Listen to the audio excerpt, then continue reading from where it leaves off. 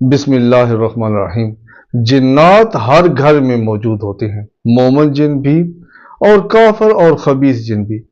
ये खबीस जिन इंसान को हमेशा अजियत करते हैं।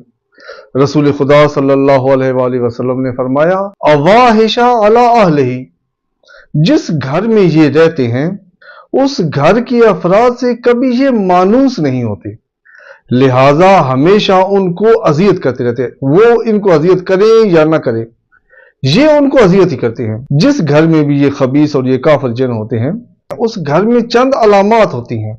अगर आप देखें कि खुदा न खास्ता घर में वो अलामात हैं तो फौरन उनका तदारुक करें। सबसे पहली अलामत ये है कि चीजें गायब हो जाती हैं। यानी आपने एक चीज सामने रखी, थोड़ी देर के बाद वहां पर ढूंढेंगे, वो आपको नहीं मिलेगी। आप जितनी कोशिश करेंगे वो नहीं मिलेगी। दूसरा इंसान वहीं से आपको उठाकर दे देगा, लेकिन आपको नहीं मिलेगी। या हो सकता है उसको भी ना मिले और थोड़ी देर के बाद वहीं पर पड़ी हुई हो, आपको वहीं पर मिल जाए।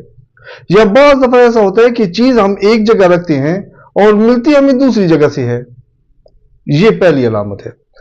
दूसरी अलामत यह होती है कि घर में किसी के होने का एहसास होता है।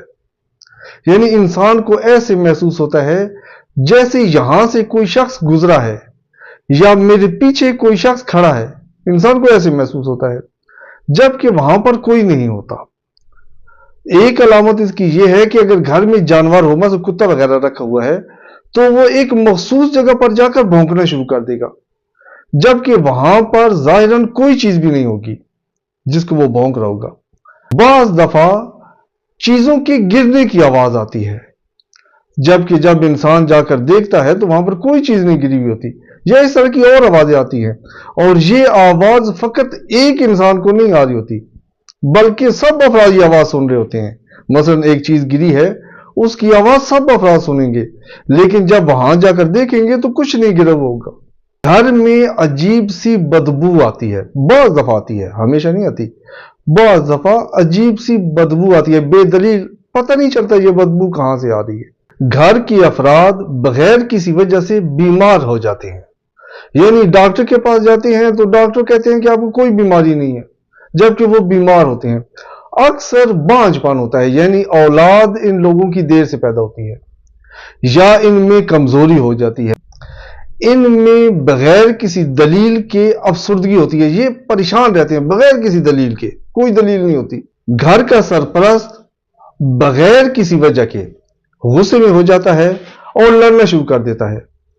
कोई वजह नहीं होती उसके गुस्सा होने की, वो गुस्से में होता है और लड़ाई शुरू कर देता है।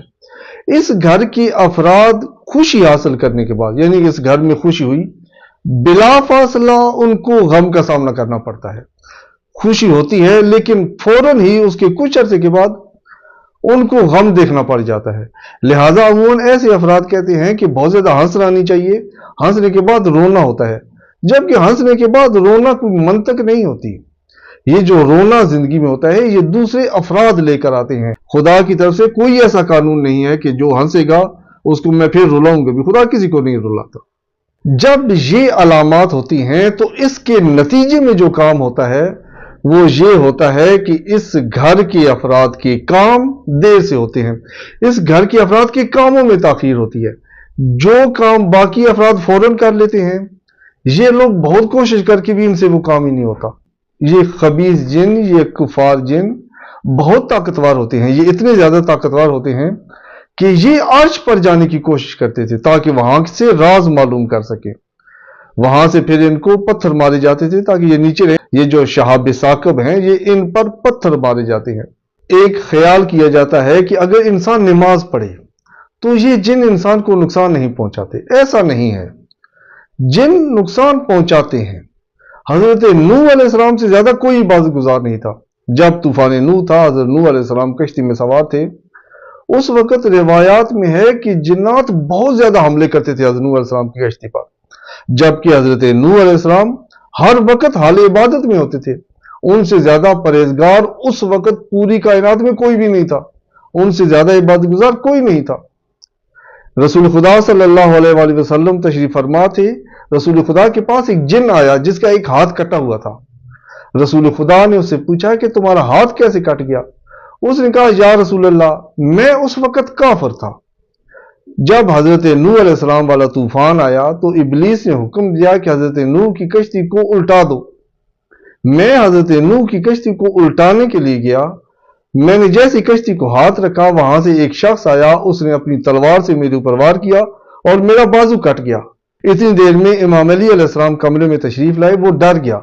रसूल खुदा ने पूछा, डर क्यों रहे हो? उसने कहा, या रसूल अल्लाह, जिस शख्स ने मेरे ऊपर तलवार से हमला किया था वो यही शख्स था।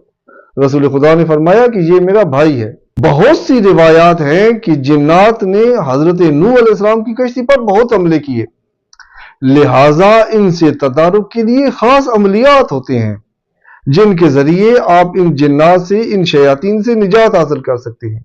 कुरान करीम की एक आय मुबारक है, सलामुन अला नूहिन फिल आलमीन। इस आय मुबारक को हर रोज नमाज फजर के बाद, अगर आपके घर में देखें कि ये वाले हालात हैं, इस तरह की अलामात हैं आपके घर में, तो नमाज फजर के बाद इस आय मुबारक को, सलामुन अला नूहिन फिल आलमीन, इस आय मुबारक को 100 मरतबा पढ़ें। पानी के एक बर्तन पर दम करें और उस पानी को घर के तमाम कोनों में, दीवारों पर छिड़क दें। कोशिश करें कि यह पानी जमीन पर ना गिरे, क्योंकि इस पर आयात पड़ी हुई होती हैं, लिहाजा अगर जमीन पर गिरेगा तो बेहुरमती होने का, यानी उस पर खुदा न खासा किसी का पांव आ जाए, बेहुरमती का चांस है।